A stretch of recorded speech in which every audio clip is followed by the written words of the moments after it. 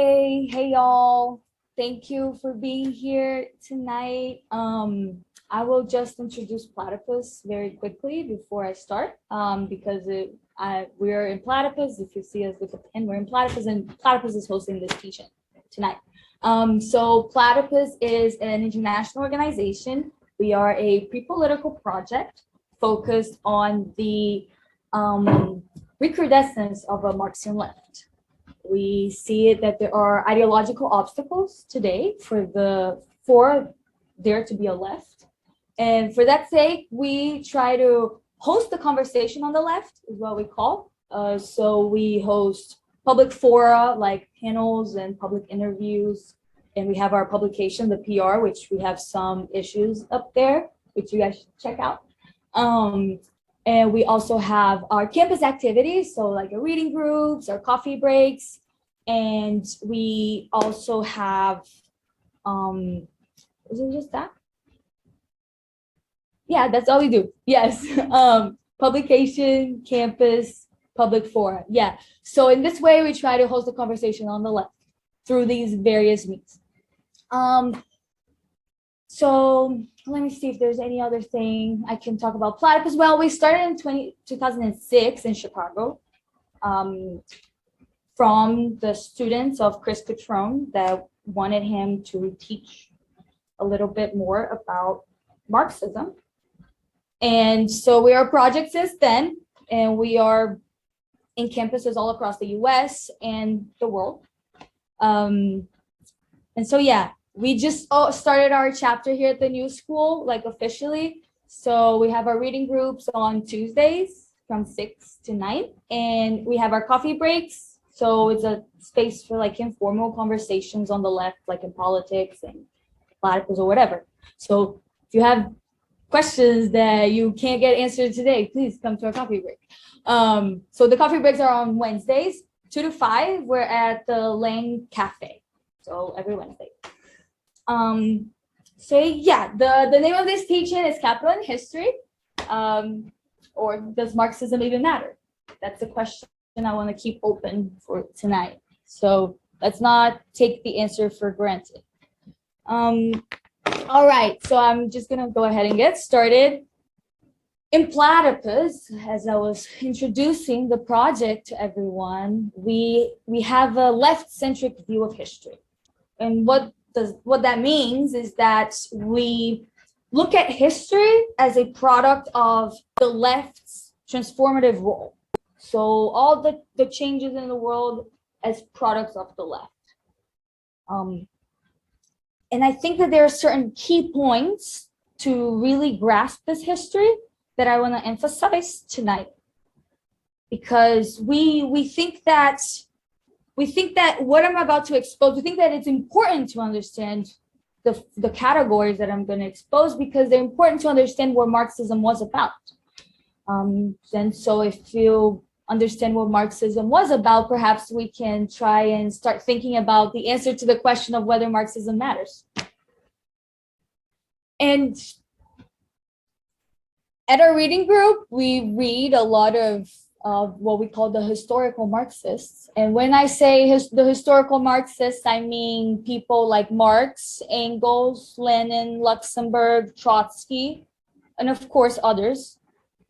And the key point, the distinct point about these historical Marxists is that they assumed certain categories, they had certain assumptions that were useful for their political practice. Really, in a way, their political practice was predicated on these historical assumptions. But then you might be wondering, like, why do we care about how these people understood their project? I mean, why do we care about how Marx, Lenin, Luxemburg, why do we care about their self-understanding of their political project? Because really, the point is that the answer to that question isn't so clear anymore today. It really isn't. So, sorry, 1 second. The answer to this isn't clear because nowadays we have a lot of political movements all across the world that are lifting the banner of Marxism, and they're justifying their politics under this banner. However, they're doing so without having the same implicit self-understanding that the historical Marxists had to justify their political projects. So they try to reproduce Marxism without the self-understanding that both, not only the intellectuals of the time had, of the historical Marxists, but also the workers themselves shared these same assumptions of history. So what we're trying to do tonight is really to bring out the internal coherence of Marxist thought and understanding of history. Because sometimes, perhaps it seems like there is a lot of incoherence among these historical Marxists, as I call them.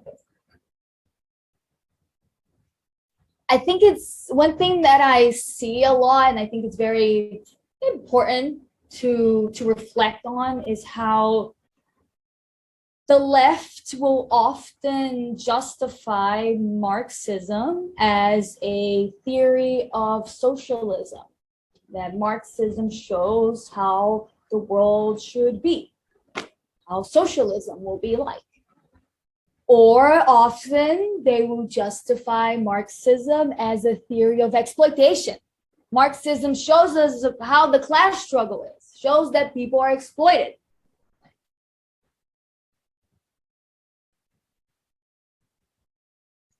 This is what I want to call the affirmative view of Marxism.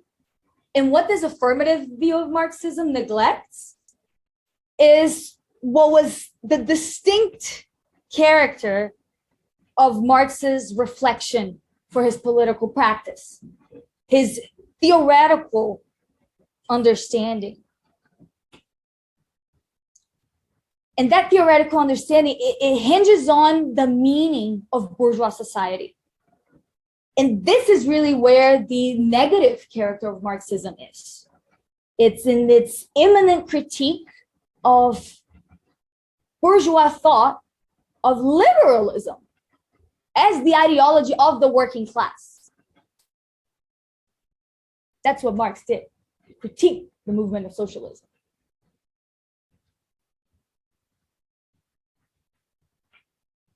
So I think it's important to understand that this point has been lost. This understanding of this question has been lost. This negative character of Marxism has been lost. And in a way, it has disabled Marxism. And it also has disabled how what people come to understand by Marxism. We in Platypus, we want to challenge what people like Karl Korsch and Lukács called vulgar Marxism. There are certain assumptions that this quote unquote vulgar Marxism have, and we want to challenge those assumptions. So I'm going to read a passage from Marx's Grundrisse that I think will sort of frame a bit of the rest of the presentation. So just bear with me for a little, because I will read this whole paragraph.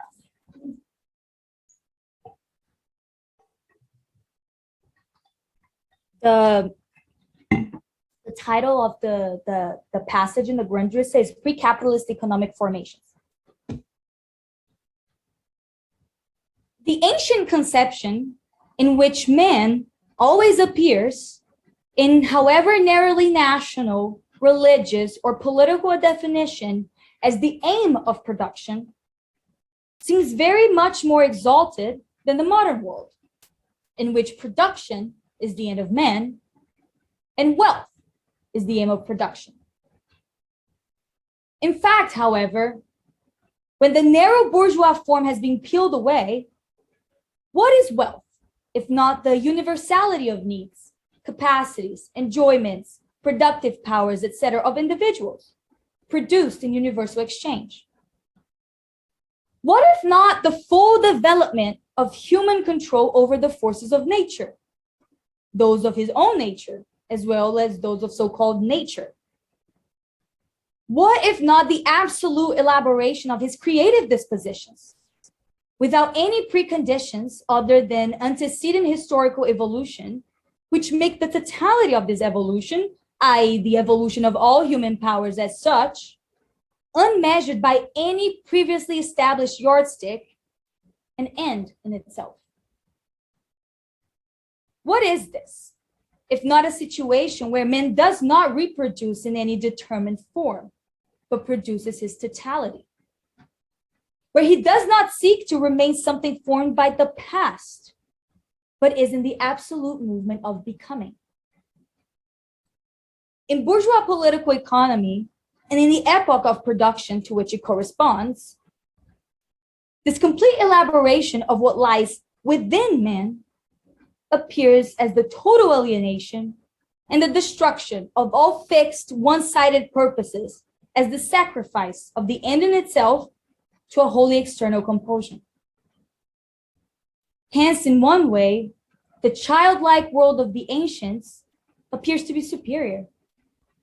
And this is so insofar as we seek for close shape, form, and established limitation. The ancients provide a narrow satisfaction, whereas the modern world leaves us unsatisfied, or where it appears to be satisfied with itself is vulgar and mean.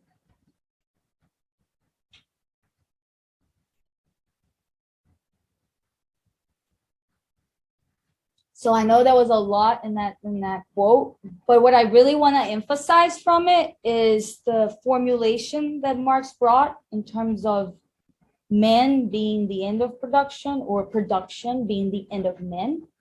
I mean, what does that mean? What this really gets at is that the difference between ancient freedom and modern freedom. What is that difference? Well, freedom in the ancient sense was the freedom to be. You can be what you are.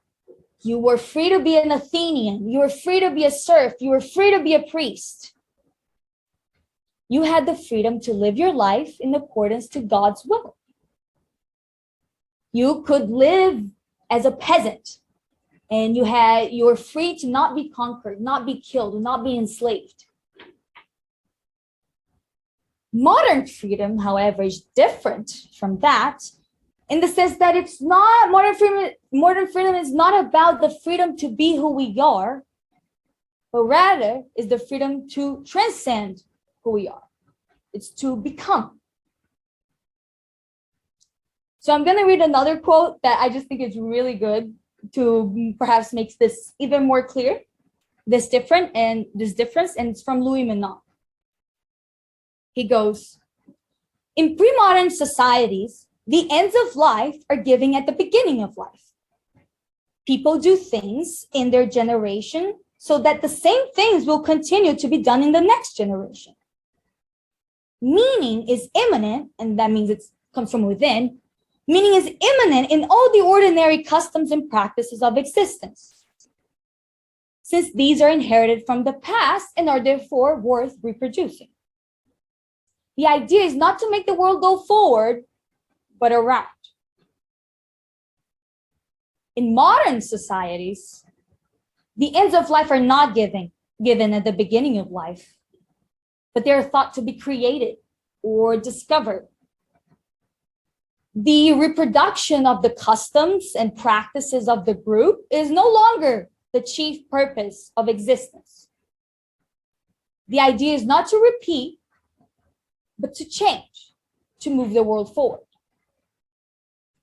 So that really leads us to the first set of categories that I want to put on the board, because this can get a little complicated. So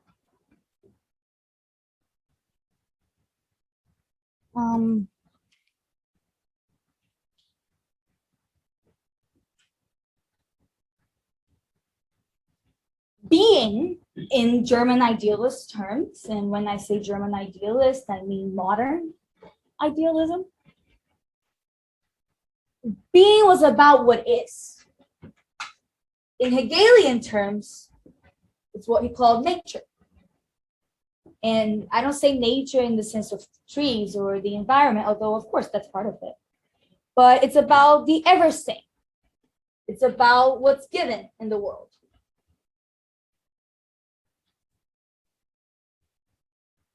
Now, becoming, as I was saying, it's not about what is, it's about what ought to be, what should be. In Hegelian terms, it's what he called spirit or Geist. So why am I bringing up these categories? What does that have to do with bourgeois society and history? I think that there's a way in which we can understand history in bourgeois society in relation to being and becoming. And to make this a little more complicated, I'm going to expose another set of categories that's going to reflect this in another way. What I want to call the historical categories.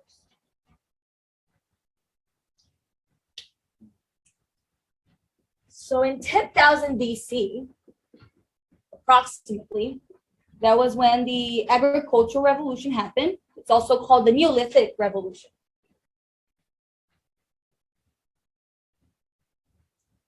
This was called a revolution because this was, well, I guess we can also understand this as a crisis of humanity.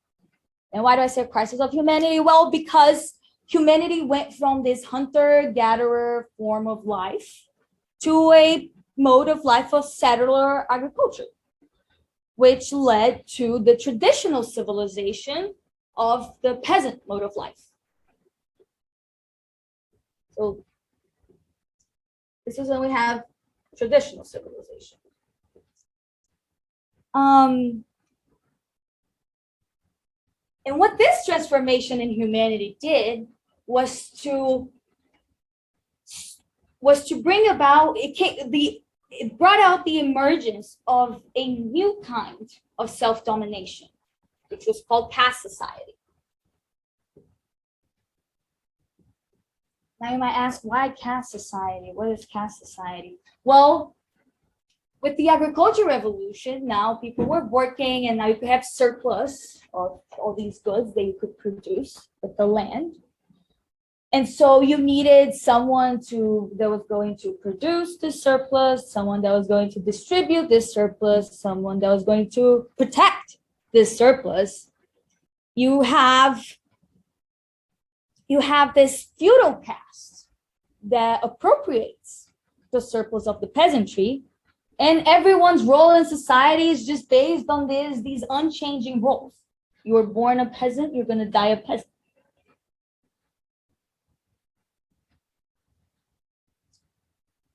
And I want to emphasize that this wasn't about belief.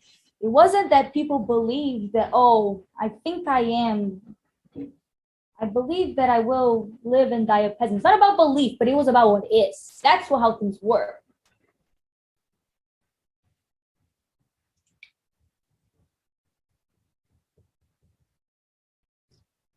It's about being.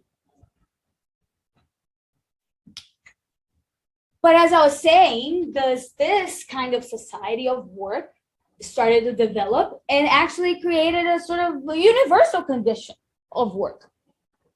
And that universal condition of work started to make it that caste society started to break down. And don't get bogged down by the word work, because this change was not economic. It was not just economic. It was social. It was political. It was religious. It was scientific. It was social, really. It was technical. It was philosophical. It was a revolution in all forms of life. When you have the place of God being questioned, being challenged, also the place of people, the role of people in life, the place of people in life starts to be challenged as well. So, as I was saying, these categories of philosophy, science, art, economics, politics, these were all the same in this kind of traditional civilization.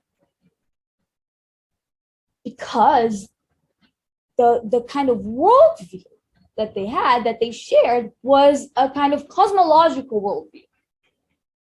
For example, how does that apply to philosophy?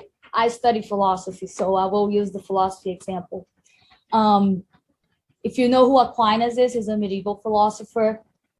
Why did he start doing philosophy? It was really to understand the divine. You had the peasants of the corvée system, which was this kind of like forced labor system that I think they said they worked, 3 days for themselves and 4 days for the Lord.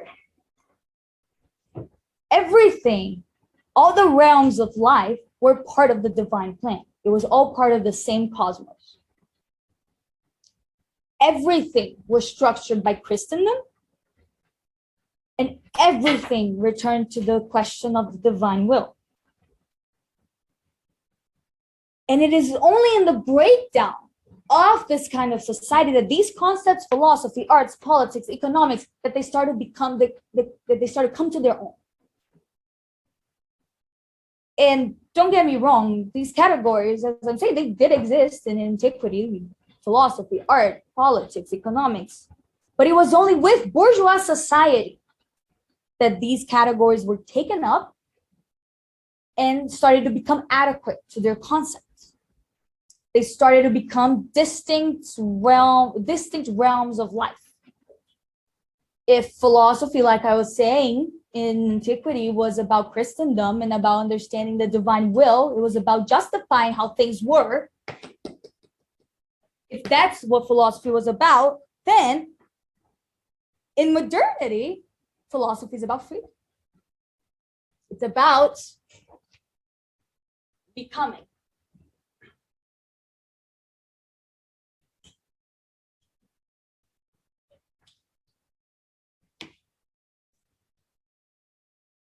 And I know the word freedom may be esoteric, like what really do I mean by freedom? I know it's not that clear. And what I mean by freedom in this modern sense is that, for example, philosophy, what do I mean when I say that philosophy becomes about freedom? Well, philosophy becomes a reflection on the freedom of the moderns, and also in the very capacity that the moderns have, that people have, the self-consciousness of the capacity of self-transformation. There was a reason why Hegel said that the principle of freedom dawned on Rousseau. There's a reason for it.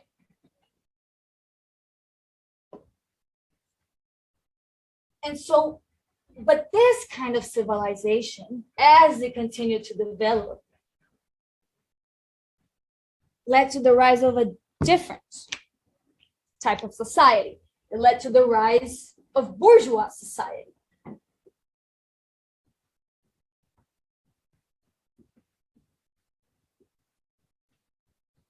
Which is really the key point that I was trying to stress in the beginning. So,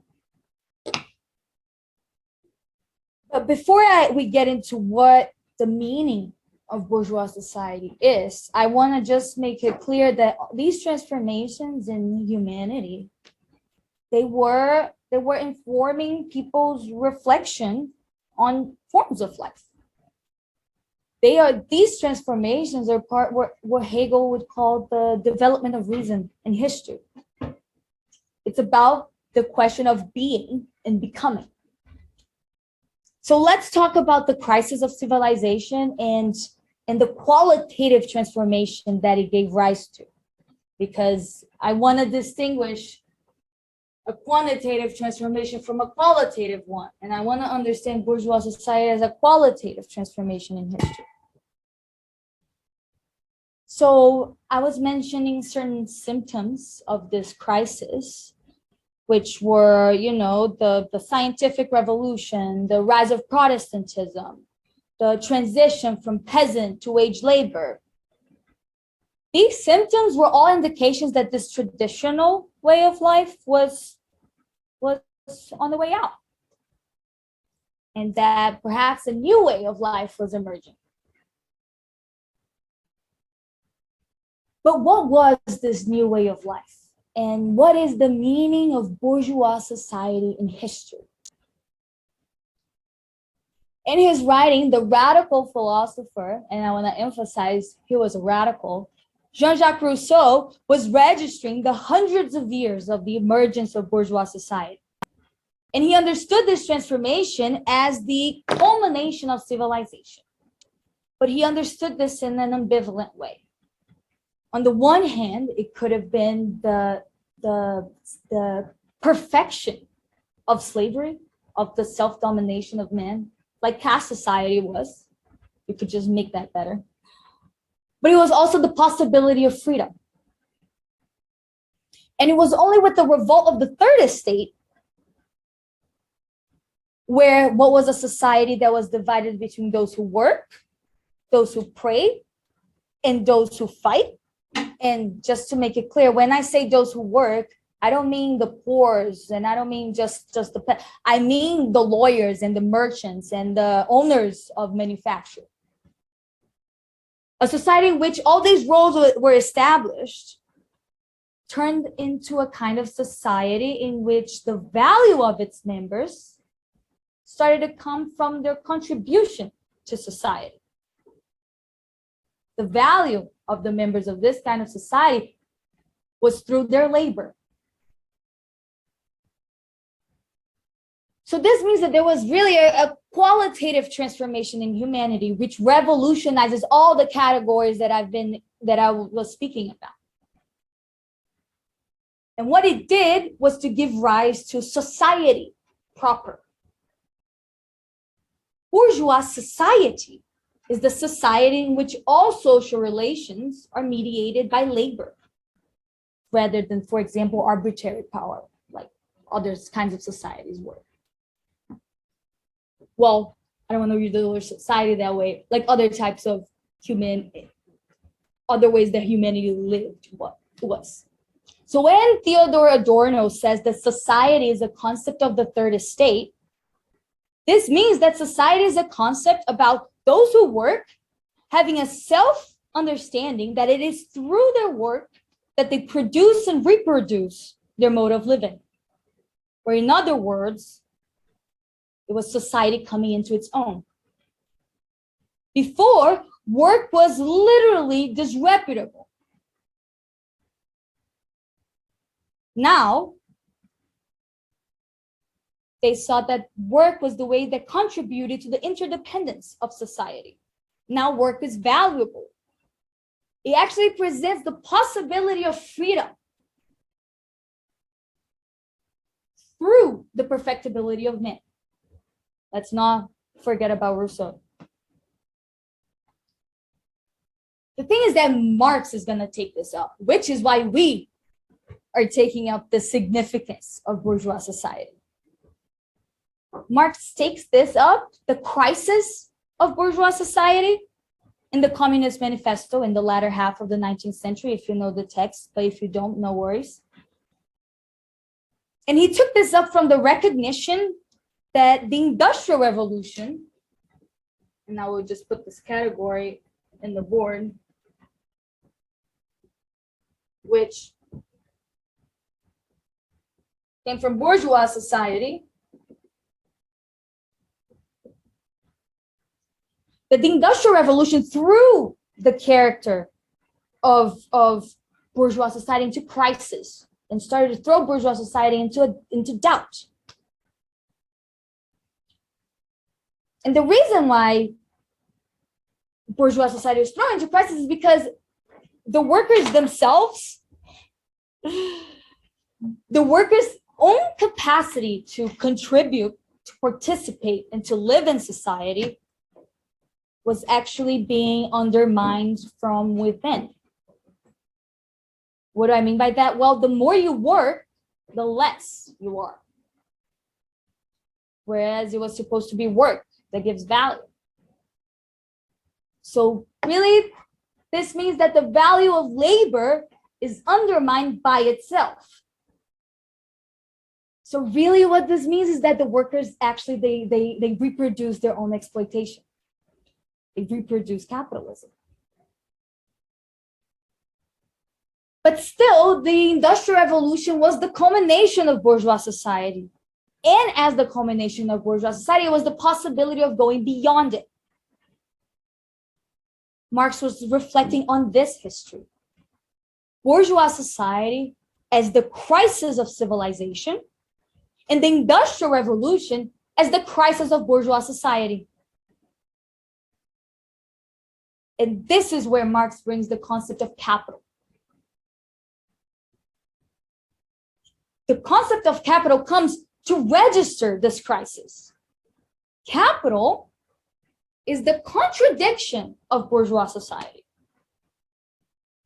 The task of Marxism is to prosecute this contradiction, or to quote Lenin, to put an end to 10,000 years of human misery. But what is the distinct character of capital? How is capital different from bourgeois society? Is it different from bourgeois society? Philippe Moïse-Poston, who was a professor at U Chicago, he said once that from time immemorial, groups dominated groups, which is very similar to what Marx and Engels said in the Communist Manifesto, that all history hitherto was the history of class struggle. You know, the aristocrats dominated the peasants. The slaves were dominated by their masters. But let's not take this for granted.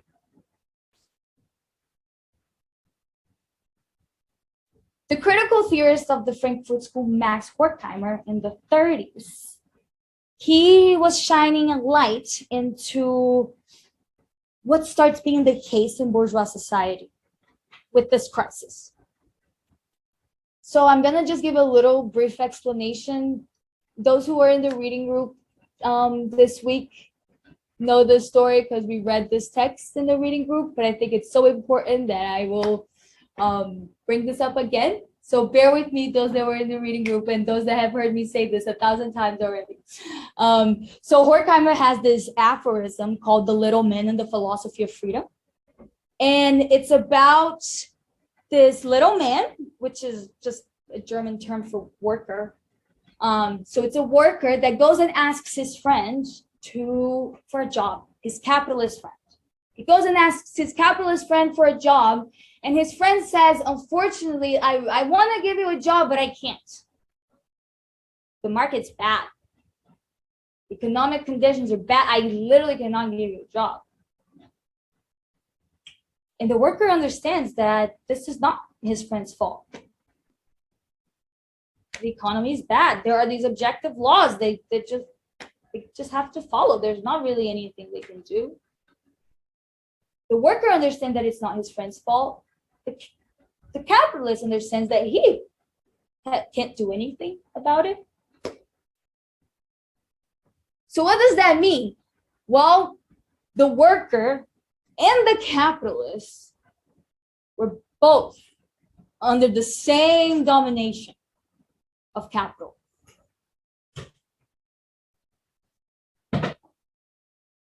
Capital then is the first time in which all groups are dominated by the same abstraction,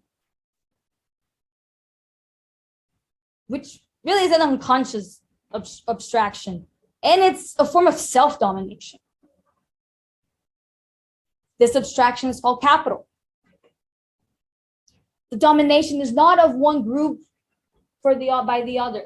It's not what is commonly thought, that the capitalists are dominating the workers or the unemployed, or you name it.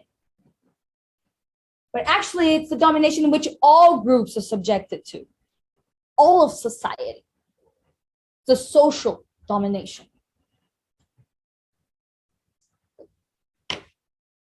Capital is distinct because it's the domination of society by itself.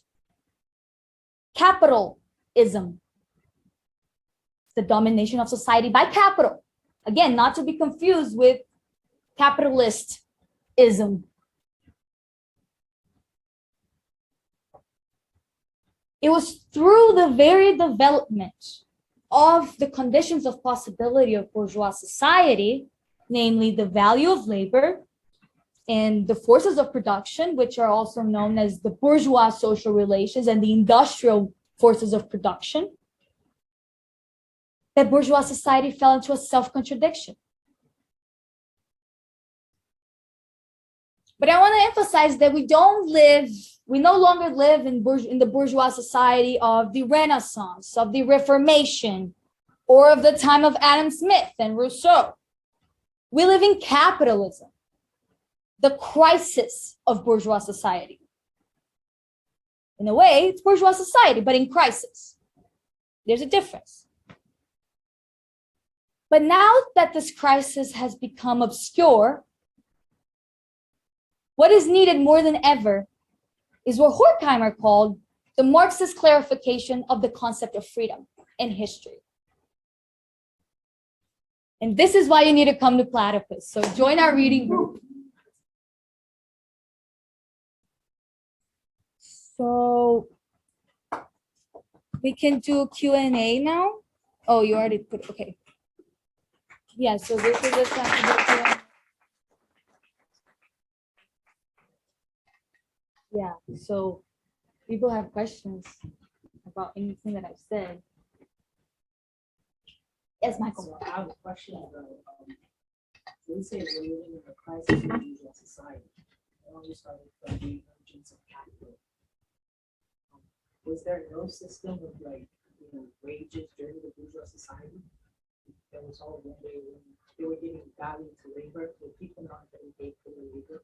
Is that a new thing that started with the Industrial Revolution? Well, the Industrial Revolution is part of bourgeois society. The crisis of bourgeois society becomes capital in the sense that it's a self-contradiction of bourgeois society. As I was saying, was through the very development of bourgeois society itself, which had the values of labor as being valuable, labor as a commodity in a way, alongside the rising forces of production that they were developing from this very principle. These were things that were developing in tandem, in a way, from society itself. Those two principles started to become in self-contradiction. I mean, think about, in a way, yes, people did at one point get the value of their labor. But that went into crisis with this development. Again, it's a process. It's not a static thing. I don't know if that answers your question. Please repeat the questions for the people attending. Oh, okay. Well, this one has been answered. Next week. Okay. Yeah.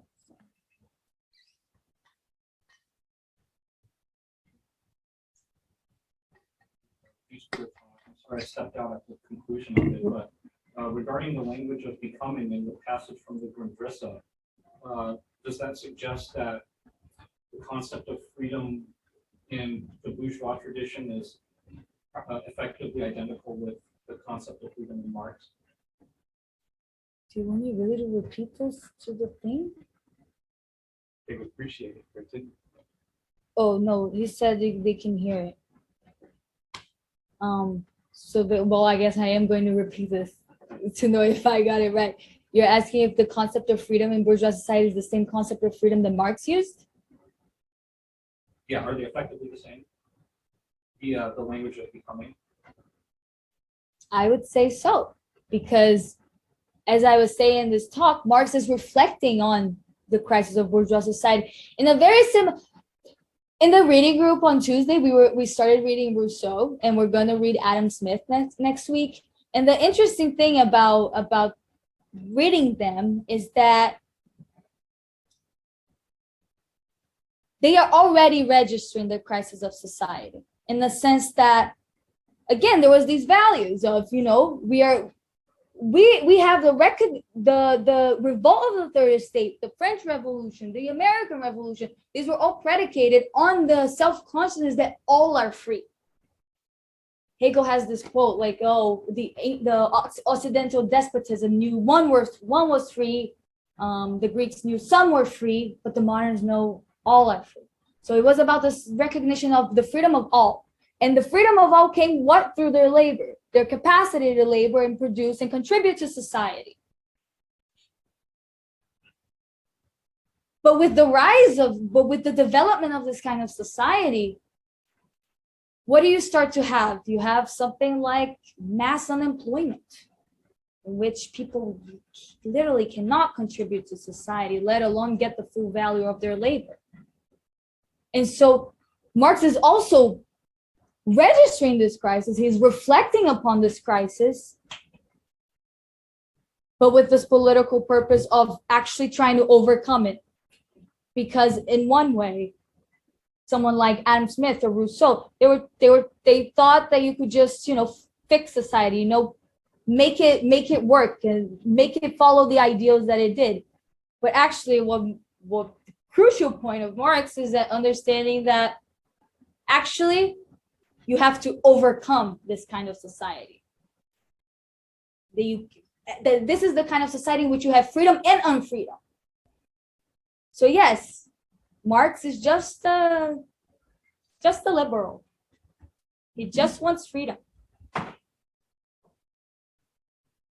You said, I think in your concluding thought, you said that capitalism or the capitalist society that we're in right now is a crisis of the bourgeois society. The bourgeois thought that many liberals have thought in the beginning and kind of went in crisis, the thoughts that Rousseau and Adam Smith had, and then I was gonna ask, don't you think it's inevitable that the bourgeois society would eventually run into this crisis in terms of because in bourgeois society, economically, for it to happen, for it to be a bourgeois society, it needs to have surplus values, and for surplus value to exist, doesn't it kind of force us down to this road of capitalist society, and even imperialist society? Doesn't that signify a inevitability in terms if we keep going down the road that of the bourgeois society? So first, I just want to clarify one thing, that the contradiction of bourgeois society is not just a problem of thought. It's not just something in thinking. It's not just a contradiction in thinking. It's not just a crisis of thought. It's a social, it's a political crisis. And so I guess your question is, it's sort of, well, was this crisis sort of imminent to the development of bourgeois society? In a way, I think that that's something that we can only say retroactively. We can say now that's what it led to. But I don't think that was the self-understanding that any of these bourgeois radical philosophers had. Yeah. Michael?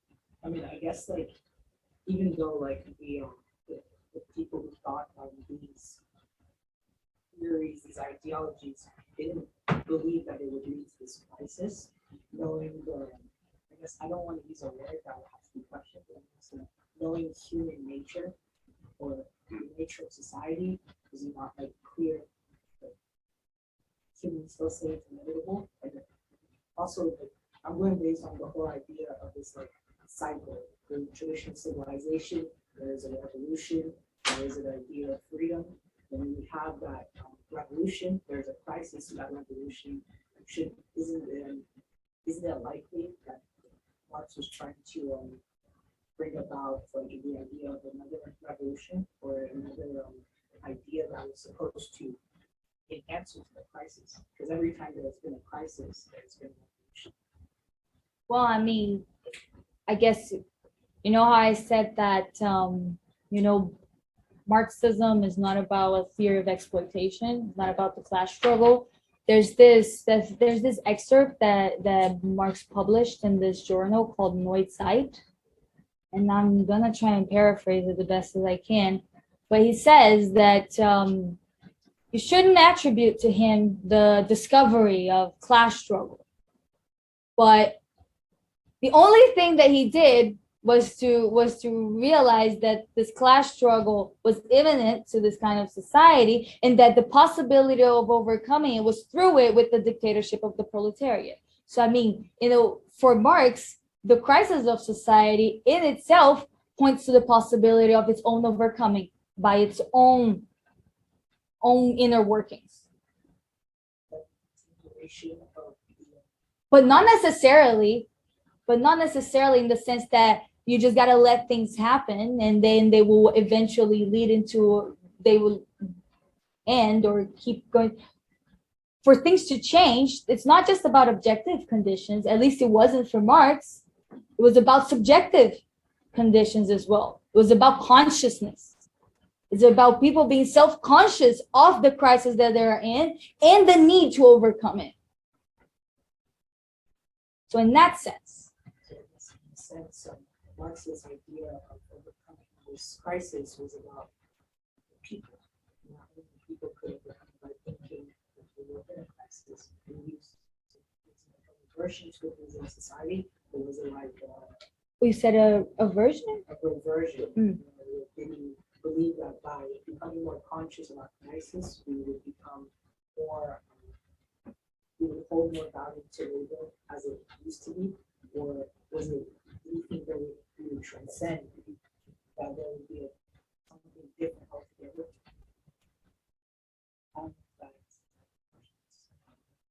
I think I understand your question. There's a lot packed in there.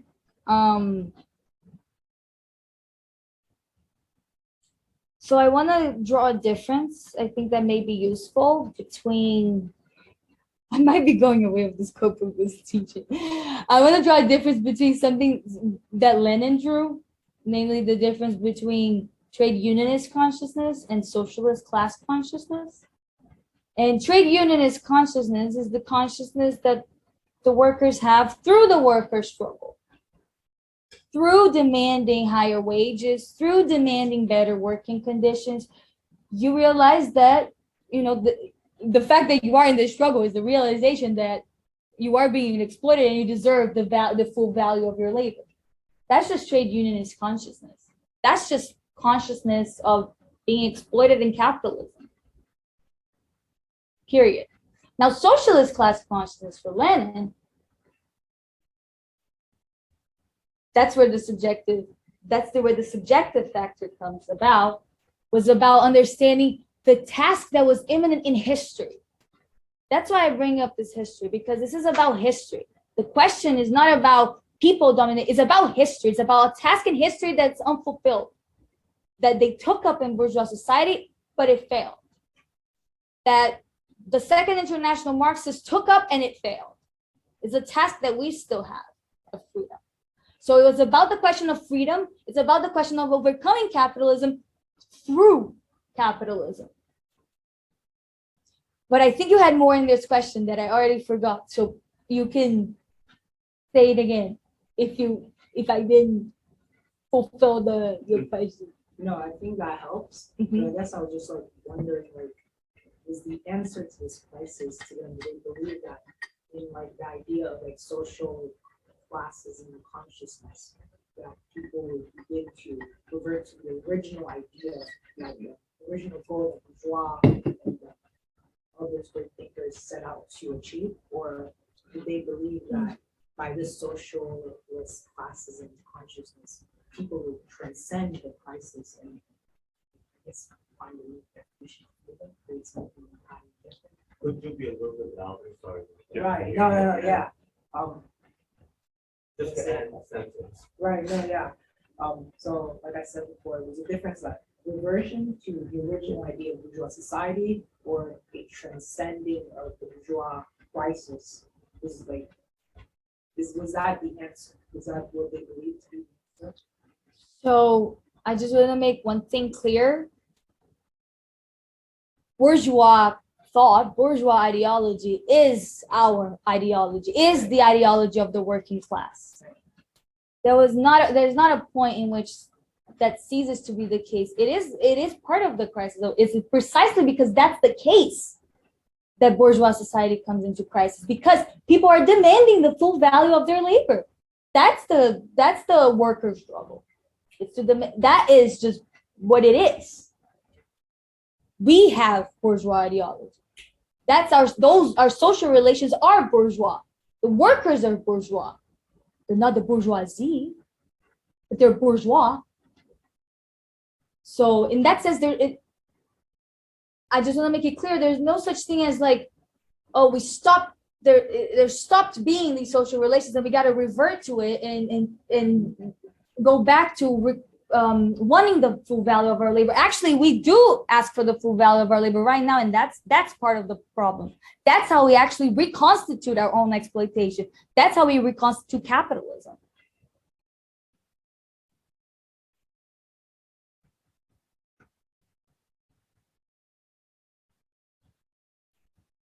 Yeah, I just wanted to say a brief word and promote the reading group next week, right? So Adam Smith, he's not a dry moral philosopher, even though he can appear as a dry moral philosopher. He's going to describe the wage labor system as a massive slave revolt happening around the world, and it's happening to this day from Jakarta to Philadelphia to my home state of South Carolina. People are demanding their bourgeois right. They're demanding to be remunerated for their labor. And so, Michael, something you said, these thinkers, the bourgeois thinkers, they're not prescribing society. Rather, they're reflecting on how society is beginning to emerge, right? Precisely through exchange relations.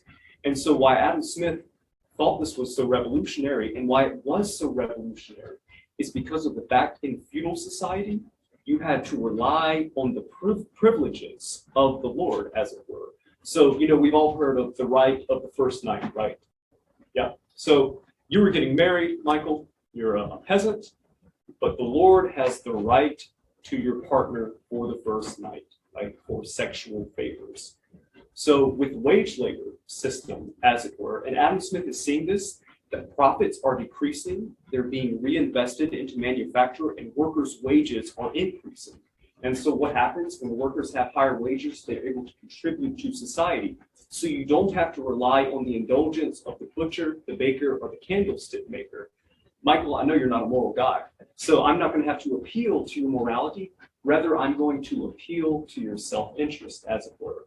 And so what we're going to see when the socialist class struggle arises, Adam Smith is going to come into contradiction, which means bourgeois society has come into contradiction, right?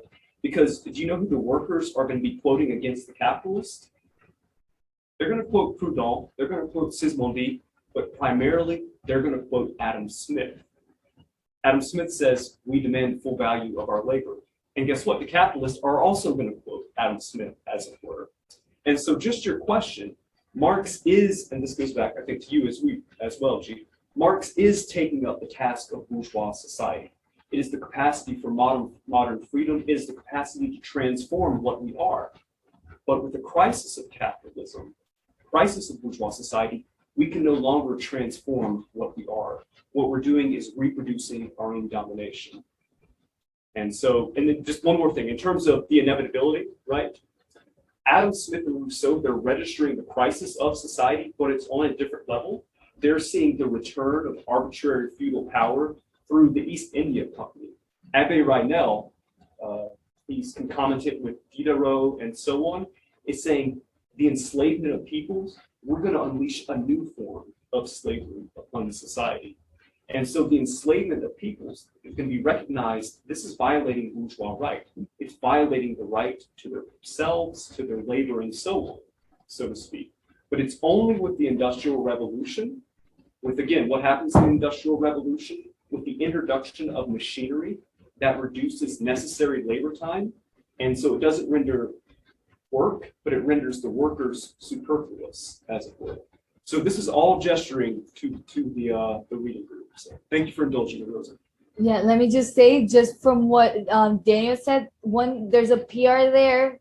There's an article called "Robots in Sweatshops." It's really short and it's really good, so I recommend that. Yes. Yeah, thanks so much. That was so helpful. And I just had a question, probably from more like a Dorian or Franklin School generation. standpoint, I was wondering if there is also not internal values to the bourgeois society that also help capitalism install this kind of contradiction, crisis, as you termed it, into the bourgeoisie. Capitalism is not a system opposed to bourgeois society. It's not a system that's different from bourgeois society. It is bourgeois society. Yeah. It's bourgeois society in its self-contradiction. Yeah, but there's kind of a change of nature when you said like capitalism is bourgeois society in crisis. That means there is a state of bourgeois society that is not in crisis, right? Yes, it's just capitalism is a negative category. Yeah, but what I'm wondering is, in the state of bourgeois society that is not in crisis in a way, is there not interesting values in that not crisis states that also led to its own crisis? You know what I mean? That there were internal values. It's the self-contradiction of bourgeois society. It is bourgeois. It is the bourgeois social relations. That's what part of what brought bourgeois society into existence. That starts to be contradicted with the industrial forces of production that cause bourgeois society. It is itself that causes the contradiction. It is exactly. It's a self-contradiction. It is bourgeois society itself that comes into contradiction with itself. Yeah, okay, I understand what you mean. But then so do you, well, when you make that sort of analysis, do you make, like you said, capitalism was bourgeois society, but do you say that bourgeois society was also capitalism in a way? Like, do you make the reverse kind of statements, or are you separating the two? Well, I think this goes back, I think, to what we were talking about earlier in one of the questions, that perhaps you can say that, but only retroactively. Only now we could say that that's what led rise to it. We couldn't have known it otherwise. So, I mean, in one sense, I guess you could say that bourgeois society was capitalism, but only in the sense that it became capitalism. Mm-hmm. And the reason it became capitalism was those intrinsic reasons, that what you say, and also proper capitalist reasons. Well, Is intrinsic reasons. They were intrinsic reasons. Intrinsic reasons. Mhm. Yeah. That made it transform into capitalism or crisis led, let's say. Rosa, could you say a little more about the Industrial Revolution? How that arose? Do you want to say No, something about No, I just think that would help clarify. Yeah, no, that was just to clarify. But Yeah, no. If we have something in mind, just say If you're it. clear, then I'll shut up. no, No. you can go ahead. Say it, say it. No, so in terms of registering the crisis, right? Mhm. Society is becoming more and more productive, right? And so I'm going to repeat what I said earlier. And so with machines, the introduction, so we have what? Manufacturing, right? And then this leads to industrial society, right? Machines are going to reduce socially necessary labor time, right? We're going to need less of the workers, right? We can intensify work, which creates unemployment, right? And so there's going to be a contradiction between the forces of production, right, and bourgeois social relations. It's going to undermine bourgeois social relations, as it were. And so that is the crisis that we're referring to. Like, I guess the forces of production are not outside of bourgeois society. Yeah, but the category you're referring to as bourgeois society itself in contradiction then after with that revolution. I was asking if there is not, before that contradiction, internal values also to that bourgeois society that led to the crisis. What values? Like I was thinking about, for example, when Adorno talks about like bourgeois coldness, for example, or He the way advocates society for is. it. Yeah. Mhm. Okay, so that was just, just another way to get also to the contradiction. In what sense? Sorry. But if you have implicit value in bourgeois society that also led to the crisis, it means that it's also internal, but not only linked to labor, right? It's also linked to social relationships. Can you explain how he advocates for bourgeois coldness? I don't want to go down that track necessarily. I was just thinking aloud. Right. So, I Please mean, do. in Adam Smith's time, the freedom to sell your labor, as it were, the freedom of exchange and so on, these are values, so to speak. But these values, these social practices are emancipatory, right? Because prior to that, the Lord would distribute your resources, or not. Or the elders of the community would distribute and so on, or not, right? But with bourgeois society, right? Again, appealing to your interests, like you have, you know, whatever you want to exchange, 2 chickens, and I have, you know, I don't know, honey. Do you like honey? We're going to exchange. I'm going to appeal based on what you want, as opposed to you have some type of privileges over me. And so this is emancipatory, so to speak, right? It's not utopia. Let's be clear about that. But within capitalism, right, wages are being undermined, right? It seems like it appears you are not free to sell your labor, but you are forced to sell your labor. So the values come in self-contradiction with themselves. They're emancipatory, and then they appear as the recrudescence of the privileges of old, of ancient exploitation, and so on and so forth. So let me put it in the old-time Marxist language, right? There is the, you know, superstructure, this realm of ideas, right, of freedom and so on. It's changing as the base is being modified, or it's being thrown into crisis. And if that's clear as mud, we can talk about it. I wanted to ask about the distinction that you pointed out, Lenin making between trade union consciousness and I can't remember the other one, but I'm guessing the class consciousness on that. Yeah. Why? What is the reason Lenin? Why necessarily would trade union consciousness not either be the torch bearer of class consciousness, given that trade union consciousness generally involves primarily the advocacy of improving material conditions, which generally involves like full value of labor going back to the workers. Why necessarily is trade union consciousness like distinct at all? In my view, that means that it would be able to directly take place in a struggle to like change the fundamental. Potentially, right? It could. That's the whole question of the party, the vanguard party that Lenin was grappling with. Because the worker struggle by itself, just the worker struggle for better conditions, better working conditions, higher wages, less working hours, shorter working hours, by itself doesn't lead to the task of freedom, doesn't lead to the historical task of freedom, at least for Lenin. Actually, you needed the party, a mediator, to go beyond this, to understand that the historical task, the need to overcome the state through taking power of the state, to understand the dictatorship of the proletariat.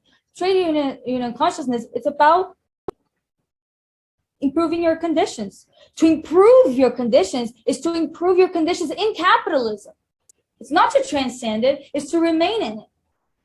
I think there's been some trade unions which both advocate improving conditions and have also been successful at not only improving conditions, but also taking patients' rights towards forming the basis of an actual institutional reorganization of design, primarily a secret. So what, sorry? Primarily, well, I'm just thinking of like a Santee and Forum movement and you know, in America, Santee being most famous for the massive revolution having solely directed by Were they successful? not in the long term. The Moss party that you point to in Bolivia does have is actually, I mean, can I use Waters Elite terms? You will pay for it later.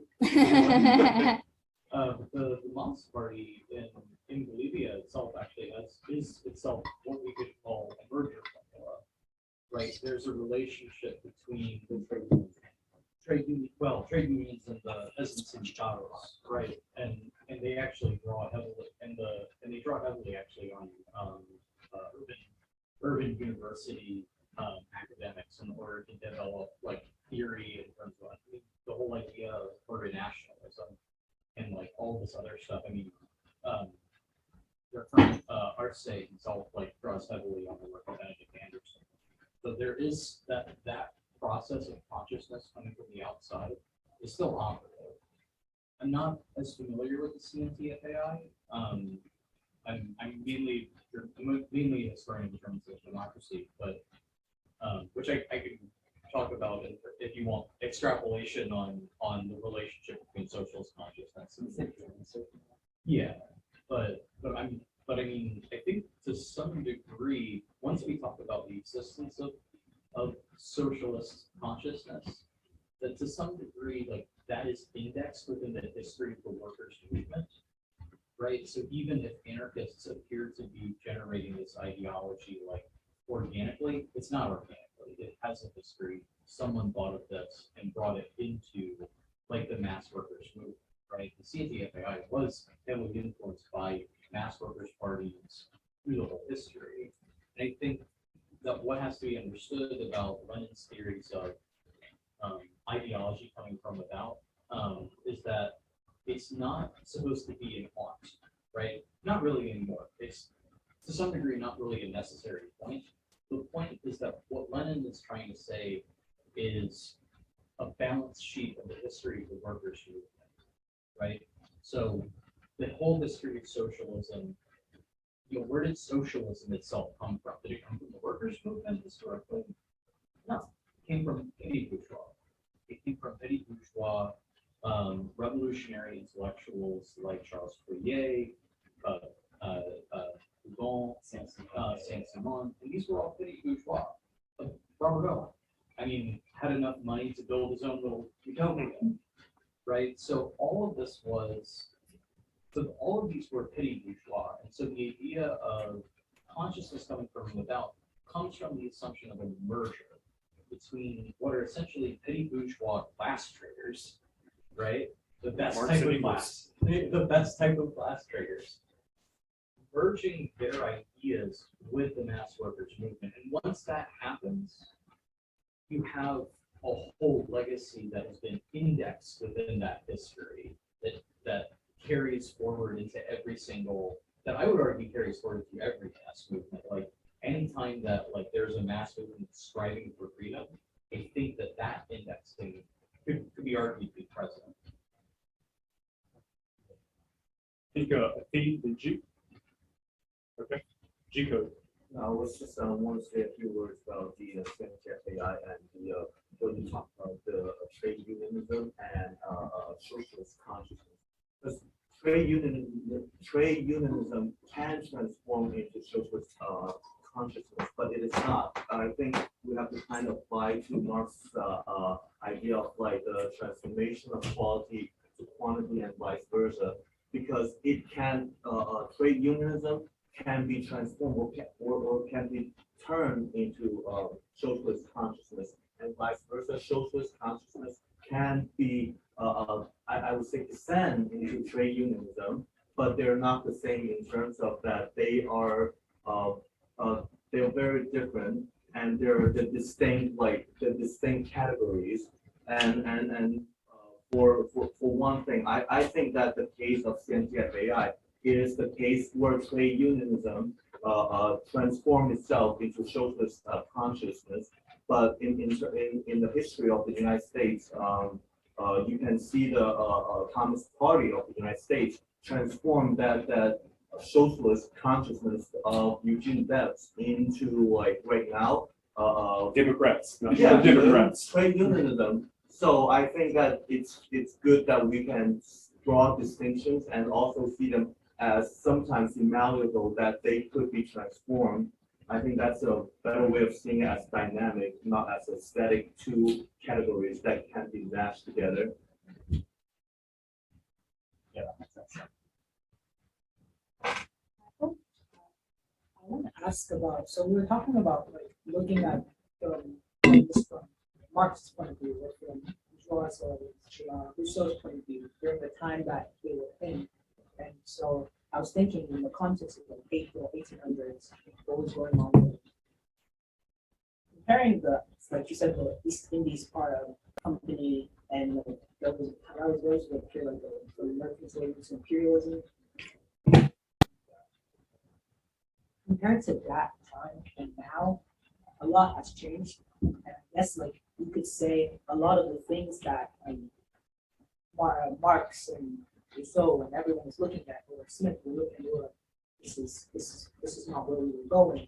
We've kind of like gone back to those like the those intense, extremist negative parts of that time of the 1800s. So I guess the question is, have we already been trying to like, you know, transform our society, or like gain that kind of awareness of like the issues that the contradiction of bourgeois society has led to, or in a sense, have we not been continuously trying to do the historical task of freedom? This, because I look at 1800s, I look at imperialism, and now that is no longer. I mean, This is the problem. That's the difference between our time and Marx's time. There's no left. There's no mediator to allow for that possibility, for that potential. But Rosa, aren't people struggling for human rights, and aren't there unions, and aren't people protesting all the time? Isn't this the left?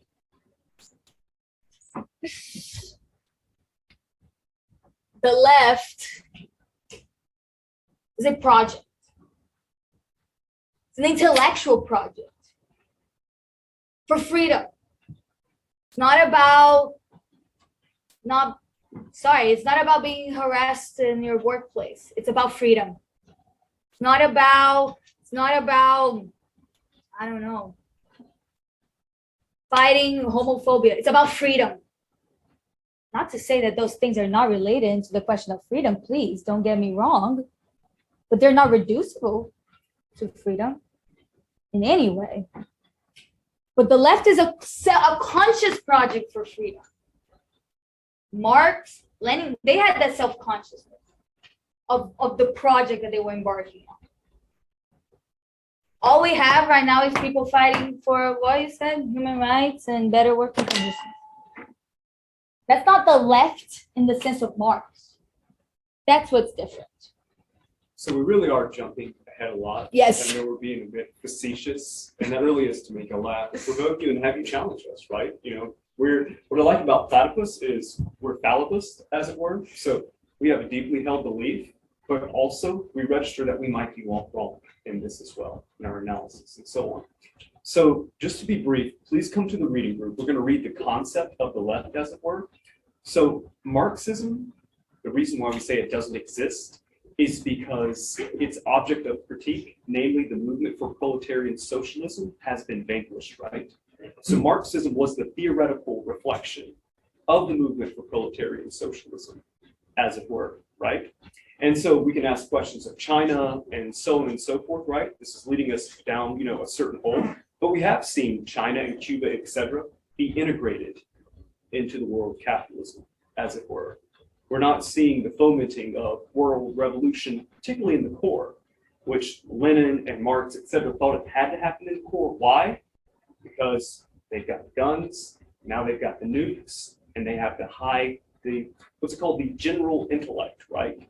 Has been centered for historical reasons within the core, so to speak.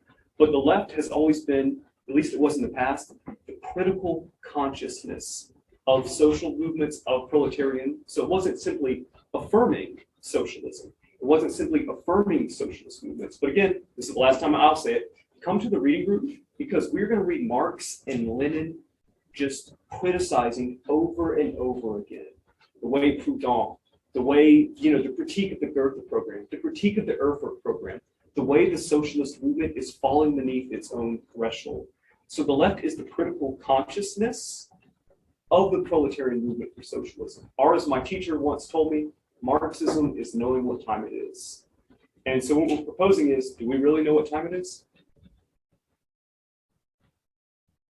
I got this question for Rosa, or anyone who's in philosophy. What does philosophy play in regards to all of this, in regards to this historical task? Are we prescribing? Are we reflecting? What is the function of philosophy in your opinion? Oh God, we're gonna get into a rabbit hole. I guess I'm just gonna go for it. The left is dead, so is philosophy. That's what Adorno thought.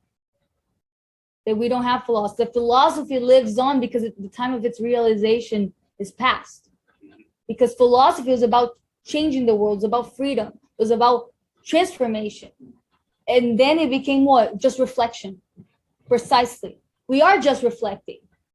But that was not the point of philosophy. Philosophy could have been realized when there was a movement for freedom. We sort of have to redeem the task of philosophy in a way. And I'll just briefly add to that, if you don't mind, G. So, Marx and Engels agreed with Hegel's self-diagnosis. Hegel says philosophy ends with me, right? He says in the encyclopedia, philosophy is the vision shop, philosophy is the reflection on freedom. So all of the old questions of philosophy, what is the good life? Freedom. What is ethics, right? To maximize freedom for others and so on. What is aesthetics? It's the objectification of our freedom. So Marx and Engels are operating with a presupposition of Hegel, so to speak. However, our task now is no longer philosophical. It's no longer the reflection on freedom, but with the contradiction we've been referring to, it's a political task now. The task is to actualize freedom. So don't let these professors and these leftists lie to you. It's not a task of philosophy. It's a political task, which, as you said, has descended into the bowels of Hades. At what point do you identify like Marxism or something that That's a really good That's an question. excellent question. I don't even want to answer that. I mean, I would say, let's you and I step back. yeah. What do you think? With my thing, it's a living, breathing person. I say like I mean part of me wants to say I like 1919 whenever that happened, as to say whenever as well as like whenever the Soviets crushed the socialist when they went to Ukraine, the Black Army. That and I would primarily say that because from that point on, Marxism was international, the dominant strain of like through the Third International and democratic centralism from the very top, the very organization of international communist party. I view under Moscow, and at that point, I don't, along with like the policies that they want on, I don't know if I would like. I mean, I would certainly say it's like different from the capitalism in some senses, but I think it probably more resembles what Marx refers to as Asiatic motor structure, mainly characterized by like democracy, and also I don't think that like the state at that point.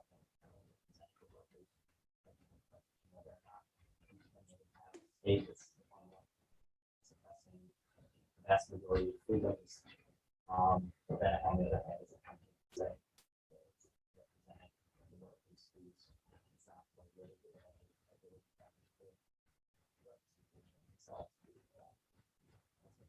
Another, let me just say quickly, one thing that your point reminds me of is something else that Kolakowski says on this reading that Daniel was mentioning on the concept of the left. He talks about Stalinism, and he talks about how, you know, the crime of Stalin wasn't that he killed people, wasn't that he murdered a lot of people. That wasn't his crime. Actually, the crime was that he betrayed the revolution. He betrayed the left. He betrayed the project of freedom. So I think you're in I would say that's a good direction, and at least start thinking about that. What were you going to say? Sorry, what's your name? Ben. Ben? Ben. Okay, I hope to see more of you. Yeah. Do you want to say that? Question. Do you map out the distinction between philosophical and political project that you just made with the one with theory and praxis? Can you say more? I mean, do you mean that if you say we don't, it's not a philosophical project anymore, but a political one, right? I got you right on that. Would you say that it's not a theoretical project anymore, but only a praxis and question? Or? So you're the Adornian, right? Yeah. So think about in terms of, we're going to read reflections on Theory and practice. theory and praxis, reflections on the class struggle, all the very best of Adorno. And so we're going to hear him explicitly articulate the impossibility of critical theory, right? the impossibility of theory. You know, he's going to say explicitly that this is a message in the bottle that I hope one day it's useful for someone. So there used to be a productive tension between theory and praxis. Porsch is going to say this, Adorno is going to reflect on this, but the dissension between theory and praxis is no longer productive.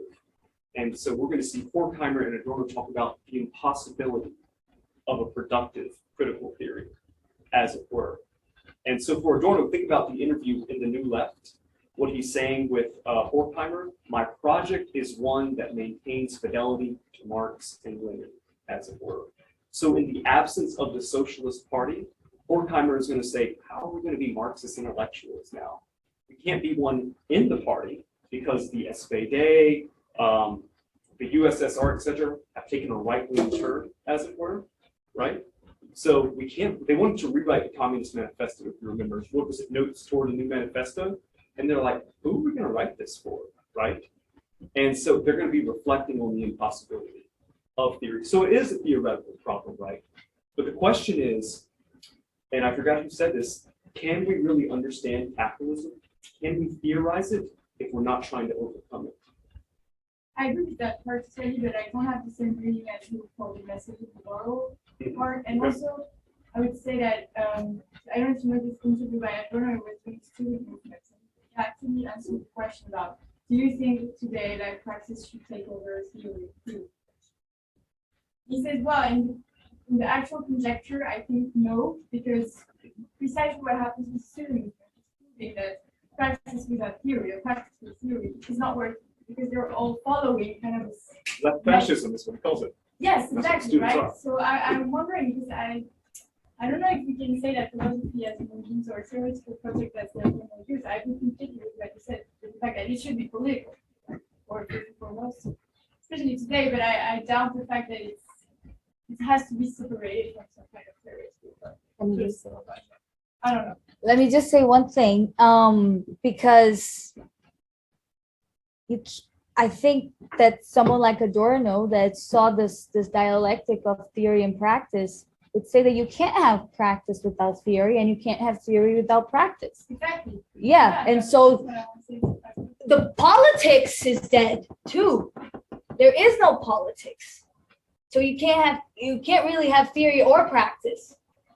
That's the question. How to overcome this? How can we have theory and practice? Yeah, that's good. I think you were thinking about practicing more like political actual, like more like what was happening at the time and was writing that, for example, what contributed interview. He's not thinking that both were impossible, because he was clearly saying that the political response of students were not appropriate, for example. Yes, and that's where that's where the message in the bottle comes from, because he didn't think it was possible then, but he's putting this message in the bottle that maybe someday someone, there will be an audience that's going to be able to see this and understand that the task of freedom remains and it has to be taken up. Yeah, I think it's very Nietzschean. It's not an actual, like he's talking about actuality all the time. The project is not to say that someone in the future will understand what he says now. He's writing for the present as well. And when you read Nina Morada, it's also a text that's very into his time. So I don't know how much I agree with the political freedom, that's for sure. Like he thought maybe there was not time and it would be probably another period. But I don't see that message in the bottle is that desperate. I think there's more optimism. Well, it's like what he was mentioning about the Towards the New Manifesto, where him and Horkheimer are like, what are we gonna write for? Like this would be useless, and couldn't be in Russia, couldn't be in the U.S. He says maybe in Italy. You know, he's like he's explicitly about how he doesn't have an audience for a new manifesto. Yeah, that's true. But probably because we're like an audience that was also the audience of Marxism in a way. Yes. So yes. Yeah, but probably he was. But Adorno is a Marxist. Of course, no, but I'm not questioning that. I'm just saying that probably they still wanted an audience, even if that they did not have an audience. That's the message in the bottle. It's the possibility of still having an audience is the hope. It's not negative. It's actually recognizing that yes, it can still happen. Absolutely. Yes, it's extremely optimistic. I think I saw another hand. No. Does Platypus have a position on the October Revolution? since the presentation focused on bourgeois revolutions. So I guess what I'm asking is, do you believe that the left project has actuated the dictatorship of the proletariat in history? And then I pose that question in light of the master question of this Marxism. The question is whether the dictatorship of the proletariat has been actual. Has it? I believe so. Where? How? Where is it? Are we free?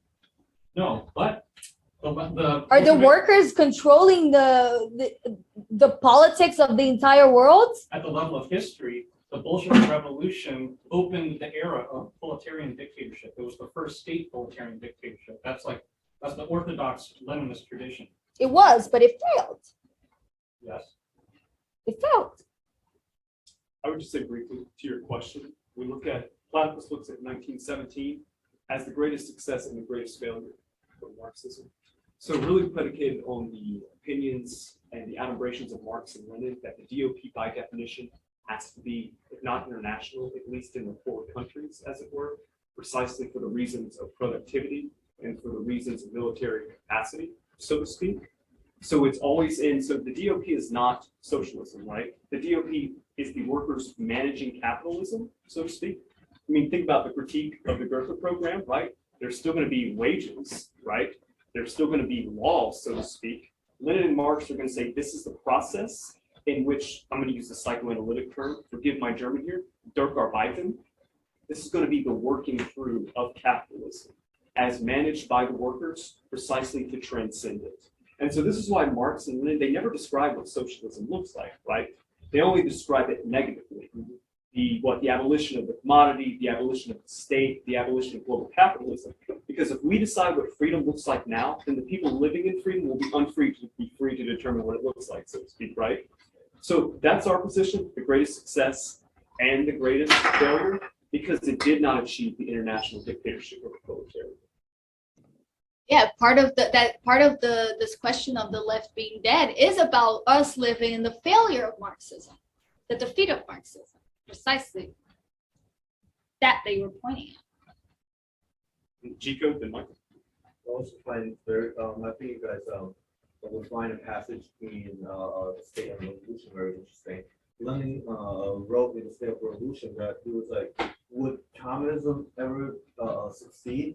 I don't know. Yep. I don't. Is this project about a universal freedom is going to be successful and realized in the foreseeable future? We don't know. But isn't working towards it like a kind of like a solid step than not working towards it? And we can see that it's like what in terms of the Bolshevik Revolution of like October, even Lenin in his foreword, like because the State of the Revolution is written like a month or two before the October Revolution. So in the foreword, he kind of added, we introduced, and he said that this project itself, it's in no way a communist revolution, because it only steps towards that. It's a transitional period. And in this transitional period, it's like Daniel said, it's an antithesis of like what the capitalist society looked like, and its goal is to have it still has states, it still has armies, it still has a lot of things that you only should have in a capitalist society. So how do we move on from this one to a stateless society? That's probably not up to this generation. For those fighting it, when that happens, Yeah. Michael, just before we get to you, I believe, it's my friend back there, fellow man. Yeah, thanks. One more time, please. Keaton. Keaton, glad you're here. Yeah, I'm just curious. It's kind of a big question, right? If you were talking about the difference, kind of I appreciate like the emphasis on the necessity of the current political project. And so I'm curious, right? We're talking around a lot of different political veins here, right? Like you're bringing up Lenin, we're also talking about stable society, we're also talking about the CNT, we're we're the Platypus Society, like what is that political project? What is the political line here that we should be advancing and doing? Because that, I mean, you know, you ask anyone on the left, you'll likely get a different answer than you ask. Great, great. So I have a very straightforward answer. It's really going to dissatisfy you. Is that we don't have a political project. We are pre-political. We're simply an educational society, right? We're channeling the self-understanding of what Marxism was to register that it no longer exists, right? One hypothesis we've heard from different members, if an independent class movement was to reemerge, maybe we wouldn't even recognize it. Maybe it wouldn't look like the Soviets or the party or anything that has hitherto existed, right? So we're simply, we call it via negativa, so to speak. We're registering the absence of Marxism, but we don't have a line. We don't take one. The line is this. Yeah, and that's why we're not even. Yeah. If we have a line, it's this. And just also, somebody get surprised with this very briefly. The left is dead. Long live the left. That's a reformulation by whom and in what text, Marxist? Yes. The king is long as it life. Unless it wasn't. Well, that's where it was appropriated from, but one of our fellow revolutionaries actually articulated it. Class struggles in France. After the defeat of the 1848 revolutions, Marx says the revolution is dead, long live the revolution, right? So it's his own self-recognition, like these forms have failed, we have to begin anew, right? Or like Lenin says, his famous mountain climber, right? They descended only so far, we're gonna have to climb down the mountain in order to find a different path. So I'll still get you a coffee. Let me just say one thing, because I think this goes back to what Marie was talking about in terms of, this question of whether Adorno was a pessimist or not, whether to say that there was no audience, whether that is a pessimist thing. It's the same thing that I think we encounter a lot. Are we like pessimists because we're saying there is no left? Are we saying there's nothing we can do? Actually, no. To say that the left is dead, long live the left, is actually the first step for the recognition of the possibility, of the potential. Is actually a very hopeful project in a way. It's like, this is the first step. This recognition is the first step. Yeah, Michael again. I guess I haven't been here for long, but I guess I find the left as an overly optimistic movement, I guess. But very necessary. And I think like with the whole the left is dead. I guess like from what we feel today, we're living in a post-left. We're looking for the emergence of the left. But I guess he did it like kind of asked about like, what is the political the project and what can the left do now? We're trying to reemerge it. We're trying to learn about it, and I think like in the past we talk about Adorno and how they were. I guess if I look at it from a story point of view, after the death, they are kind of like this guy, how the last people guarding the lights of the left. A generation years after them. Is there really is this the extent of what are we still guarding the fire? Is there really no kind of flame that can? Because when we talk about it historically, it seems like the movement of the left is very dominant. It's more alive in the sense that there was not just a theory, there was not just people like writing about their ideologies, but it was like immediately the whole theory and practice thing. Like you can imagine Bourgeois writing what he wrote then, and it would just stay just an ideology, and nothing would change. See, but in that time he would write it, and I guess like there was actual revolution. You're referring to Rousseau? He was writing about reality. They were writing about what was happening in reality already. So it was about practice. It was what was developing. Yeah. Right. Because that's kind of what I'm talking about. We're talking about the left and how the left is dead. It's been years, and I guess I'm just kind of like how would the left be politicized? What would, if someone were to take up the mantle of fanning the flames of the left, recreating the kind of fire that existed before, what would it be? How would it It's how would it platypus. change the world? It's platypus. I mean, Well, I mean, so what I would say, Michael, one of our platypusisms, which you'll come to be familiar with, is that our project is necessary, but it's not sufficient. So it's educational. It is to clear the ideological obstacles of the left. So equating the left with the social democracy in, the Norwegian countries, which are fetishized all the time, right? Are with Cuba. Well, yeah, are with Stalinism, as it were, right? Are with even with trade unions. And so we're not denigrating people's struggles to make their lives better, right? I think I was telling you about the work I was doing in my beloved South Carolina, right? That might improve lives, right? But the point of Marxism is the imminent dialectical critique of the movement for socialism, which necessarily points to the dictatorship of the proletariat, right? The question is, does that still exist today? So part of what we're doing with our educational project, again, clearing the ideological obstacles of the left, is the conflation of historical Marxism with, God bless the, kids at Starbucks and so on, right? The SIEU, the SEIU, the service workers industry, which I need to remind you is one of the biggest donors to the Democratic Party, right? A right-wing organization, if there ever was one. And so the issue is, again, is this taking up the banner of Marxism, of ending 10,000 years of human misery, as Lenin put it? Or is it increasing the wages of these fine young workers, which is great, right? But is that going to overcome capitalism? We're posing maybe not.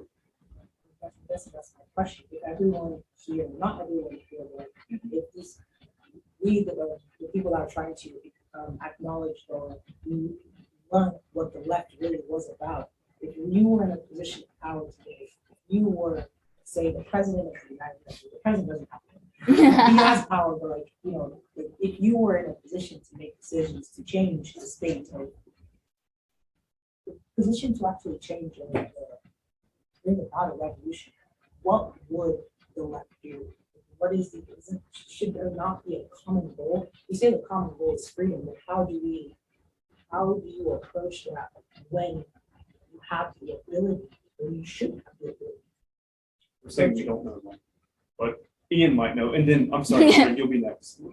Well, I can just tell you the historical narrative. The historical narrative, so when we say dictatorship of the proletariat, right, what does that mean? What does it mean when we say dictatorship of the proletariat? It means, well, it's a little history lesson. There's a fellow by the name of August Bebel, who's the leading political actor of German Social Democrats, alongside Wilhelm Liebknecht, who was kind of educated alongside August Bebel by Engels primarily, but also Marx. Liebknecht has a funny story about the first time he met Marx. Marx himself started doing had him chronologically analyzed. Well, funny tidbit of history. But August Bebel's primary political project was leading a mass organization of the German working class, right? So you have the German Social Democratic Party, and their project was to remain in opposition to the state, to occupy representative positions, but never actually try to come to power. The reason for this was at the moment that you try to come to power, if you're a socialist party, and we see this endlessly with socialist parties that come to power, is at the moment you do that, you have to take responsibility for capitalism. You now have to run the police. You now have to run the military. You now have to run all of these structures of violence that are directed against the class you're supposed to be representing.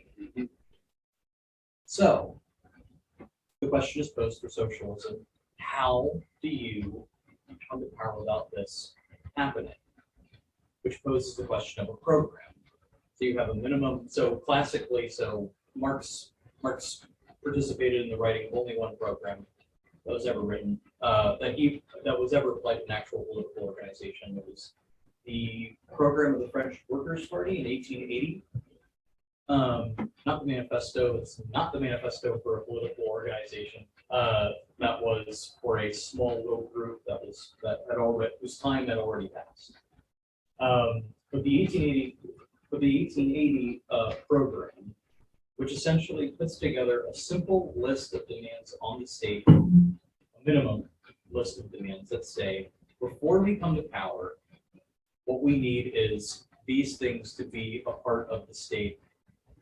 After that happens, we will exit out of opposition and take power. So that's kind of the goal, is to remain in opposition and use the power of the mass, the mass party to attain political freedom. So the project of German social democracy would often be things like, instead of struggling for free healthcare, which is the primary thing that the PSA is struggling for, instead what they would struggle for is getting women the right to vote. So there was an understanding that there's a difference between welfare reforms and political freedom. And so what the project was to increase political freedom for the whole of society. And then you come to power. And the moment that the socialist organization comes to power, the consequence of that would be that you have to transform society into a socialist society in order to maintain that political power, right? Bourgeoisie did this, right? In America, when the Democratic Republican Party came to power, could you be anything other than a Democratic? Could you be a loyalist? Could you be loyal to the British Crown? No, they got exiled. All of them got exiled to Canada. Main political force fighting against us in the war. The same thing happened in England with the political conquest of the Tories. The Labour Party is a Tory party, by the way. The structure of it is based on the Tory party. The current paradigm of French politics, they're all de Gaulle's parties. So you create a paradigm in which you can only be a socialist party. Now, there will be a whole plethora of factions, right? There has to be, this is democracy. There have to be factions. But they're factions of the working class mass political party that has fought for socialism. This is what we call the dictatorship of the proletariat. Everything Ian has advocated is precisely spot on. Then I'm going to really shut up and what's next to you. The only thing I would add to it as a caveat, this is historically true. Platypus is not advocating for that program. We're only reflecting negatively that historically that was a self-understanding of these mass parties for socialism. Please, I'm so sorry. No, don't worry. I think it's kind of a mix of what both said. Well, but it is a question. And because I just see myself often becoming very cynical as somebody who recognizes these things historically. I mean, you guys know a lot more about it than I do, so I can't even imagine what you feel like. But what is it that you then see, like Michael was saying, for we're at a time right now where it is obvious that it's not going to change tomorrow or even in years, most likely. But what is there that we can do except for waiting for the circumstances to change?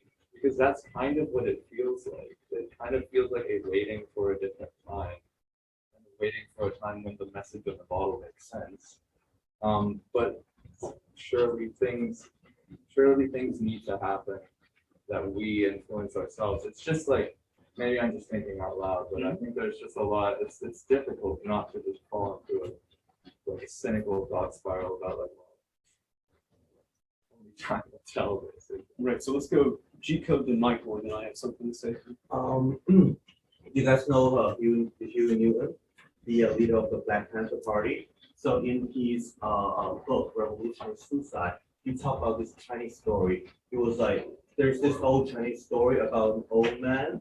So there's a mountain between him, his house, and this marketplace that he goes to, right? So one day he's like, I'm going to move this mountain, and so therefore there will be a clear path between my house and the marketplace. So he begins by just like digging one stone by one stone to try to remove the mountain. So the people passed by, they were looking at him, they were like, what are you doing, old man? You're old and you can't move the mountain. what's the point of doing this? And he said, well, if I can't do it, I have sons, and my sons will have sons who will have sons that will help me move the mountain.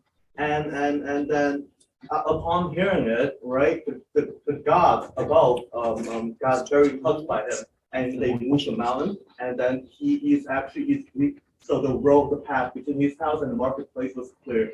And Huey Newton said, in this case, the old man was the socialist, and the gods that got touched by the story were the people. It's always the people, because we can sit here and we can have a big meeting pretending that we are going to control how the future goes. But at the end of the day, it's what changes the world. It's the power of the masses. It's the power of the people. And I find this quote by Rosa Luxemburg really fitting.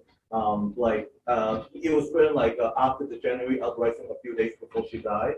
She said this: the leadership failed, but a new leadership can and must be created by the masses and from the masses.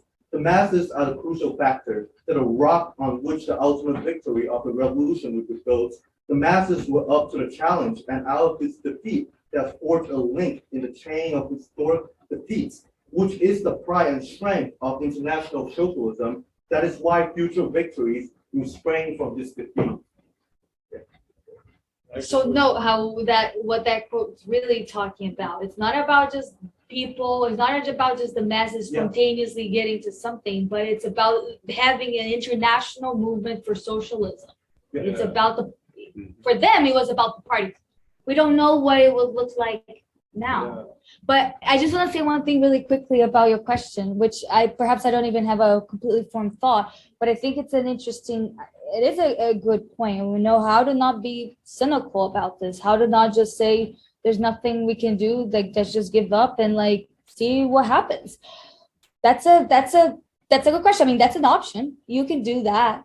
But the world didn't change but for people actually acting upon and trying to enact their project. What was the French Revolution? It wasn't just something that happened from outside, right? It was created by us. Same way that we create our conditions every day, only we can create. So, I mean, in a way, you have to have, it is kind of a leap of faith.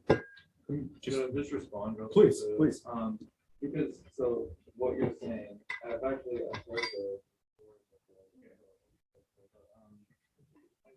I think what for me then sometimes that, and I don't know if this is something that I've been not quite a lot in the groups that I've been in Germany. Which groups, if you could? Well, so we have a lot of groups directed by Anti-Deutsch or that's aren't yeah, we have some anti-Deutsch Wow. that I was not a part of. But, There's a PR right there about the anti-Deutsch, by the way.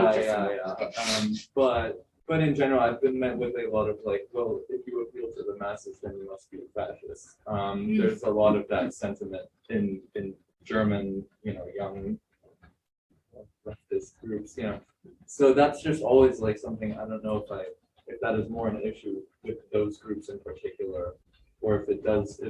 I mean, to what extent do you give that, value or weight the fact that you do run the danger of when the masses get involved, spiraling into something that may not at all be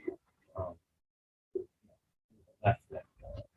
So I think that's just something that I've always to met with, that maybe being here in a new environment will help me also. Michael, then I'll address your cynicism. I feel like you said something so important and you should address it immediately before you forget. So when you do that, Okay, no, sure. So let me just, in terms of cynicism, I'm going to make a confession to y'all. I've already told my comrades this. I'm really an old man. I spent 10 years beating the pavement, working as a union organizer, working as a community organizer. 10 years later, part of various communist organizations. What do I have to show for it? Sleepy Joe, right? So part of, what we're doing in the sense here, why is Platypus primarily an intellectual project? Because we're addressing you, young intellectuals, as it were. And so this ambivalence, that you said you have, this cynicism, the point is not to let it stew. We also call ourselves the psychoanalysts of the left, right? We're interpreting and looking at various symptoms. The point is to objectify your ambivalence, right? And by objectifying it, we're clearing the distortions of, as Rosa said, those who are lifting the banner of Marxism as they're going knocking on doors for the Democrats, right? And so that's what I would encourage you to do. So it's not just reading groups, it is teach-ins. So anyone who has an idea for a teach-in, if you're one of our contacts, you want to talk about whatever, Stalin or Althusser, et cetera, we encourage you to work with us. And so I'll quote Chairman Mao positively, how you're going to learn is by doing, as it were. So it is by teaching. We also host panels where we bring together different leftists who would otherwise be in their silos. So people who claim to be Maoists, people who claim to be anarchists, people who claim to be Leninists, right? You know, we get them together on panels and they talk about their organizing activities. They talk about their theoretical apparatus. And so we don't do the reading group so we can be the smarter Marxists, right? But we do the reading group when some, Marxist is talking about like why we need to vote for Bernie Sanders. And then you'll be able to think, oh, wait, in the inaugural address of the Communist League, Marx says, literally, he says, what we've learned from 1848 is we cannot work with the Democrats, right? And so you're going to precisely see just how far the left has fallen. And so that's the way to objectify as a young intellectual. Now, other things need to happen. Just briefly, there needs to be an independent trade union movement. Because I can tell you from going to meeting after meeting, what do they talk about? Electing Democrats, right? But again, that's not our purview.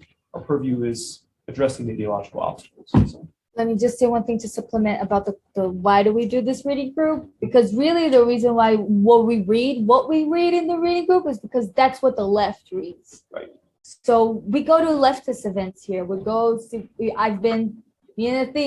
to the RCP, the Revolutionary Communist Party. We've been to the SWP, the Socialist Workers Party. Like in Platypus, we go and engage the left. We attend events of the left, and all the things that we're reading helps us know how to engage the left, because that's what the left is learning. That's the language of the left, and in that way, we can really talk to them. But just also one last thing, really quickly. In the question of, how can we, there is no guarantee that, it's going to go bad. It's going to go down south. There is no guarantee of success. And I think that the most important thing is to have this in mind. That kind of question is opening up those questions is what matters, I think. But go ahead. I guess what I was gonna say was in tune with the whole cynicism thing. But ever since they brought it up, I've been trying to, I guess, reaffirm how optimistic the left is. Say it one more time, Mike. I'm sorry. Reaffirm how optimistic the left is. That's great, but I guess if the war comes, we always hear it's not education, but we're informing the left. We keep people informed, and we talk about how the change must come through the people, or not even just the people, but just organizing. When I guess we would the Sol thing started with waiting by an gaining numbers, or waiting and then expanding the people that understand the right to the left, and the socialist movement before the action. And then we also still talk about how there is no guarantee for success. There is no guarantee that we can achieve everything. And I guess I look at countries like Ghana, and I think about globalization. I think about this whole developing countries trying to practice the system that advanced economies have practiced, and yet you still see this was I don't know, recently was a 17th bailout in Ghana. Countries that have to do that, not because they came up with the economy, but because the world, before they were introduced into the world economy, the world was like that, and they got onto it, and how it does not improve them in any way. It has continued to keep them in a certain state because of this idea that, I guess not like an idea, but this system where, I guess I'll call it a capitalist system, where you go larger markets, smaller markets, or getting to becoming rich or becoming rich by becoming rich by working off the work of the people who are not rich, or stepping on other people to obtain stuff. And it's like a system that exists. It is like something that is already there. And some people are the natural. It's the word, natural they are on the bad side, and there are people who get to benefit from it. So when I think about like, the idea of the left, when I think about what can the left do, I think about what can we create for ourselves. I'm speaking as a Ghanaian. What can we create for ourselves that is beneficial to ourselves, and not just following the will of the world, right? But the left has no guarantee. Left has no. There's no. I can't say if I do this, then I can. Something will happen. There's no guarantee of success. I mean, if I was to look at you and say, we will succeed, I'd be lying to you because I don't know that. But we know that I guess like I was wondering like if the left doesn't succeed and yet like capitalism still works, it works. Like I don't know if there's a right. I always assume that because there's a left, there's a right. But like in some cases, when used well, it can work. I've never seen it work for like any developing country. 60 years ago, they're still in the same position that they were the same way. But I guess like it is optimistic to the point that I guess I really don't know what I'm trying to do. Like, what is the purpose? I'm here and I'm trying to like learn. And, like then I realize that I'm learning everything intellectually, but there is no objectified benefit I can get for the cause that I want to like, understand this for. And I guess that makes it why. What is the true purpose if it can't be practiced? You know what I'm going to say. I just want to briefly touch on something that you said, and we talked about this briefly during our coffee break. So yeah, founding father of Ghana, Kwame Nkrumah, and I think it's in the class struggles in Africa. He recognized for Ghanaians to have self-determination that there's going to be the requirement is international revolution, right? Because let's say this is the deficits of nationalist struggles, right? I think people should determine like their nationhood or what have you. But a nation is not a protection against global capital, right? Even if a nation is determining itself, it cannot escape the contradiction, as it were. And so, yeah, this is the last, I'm going to shut up after this permanently. So Hegel says in the philosophy of history, right? He's like, I've been on this journey, but I can't tell you the end at the beginning. You're going to have to come with me all the way through, so to speak, right? For the consciousness and realization of freedom. And that's how the reading group is structured. So, I mean, are there any more questions or comments? If not, I'd like to declare victory. And thank you all for coming, and I hope to see you again soon.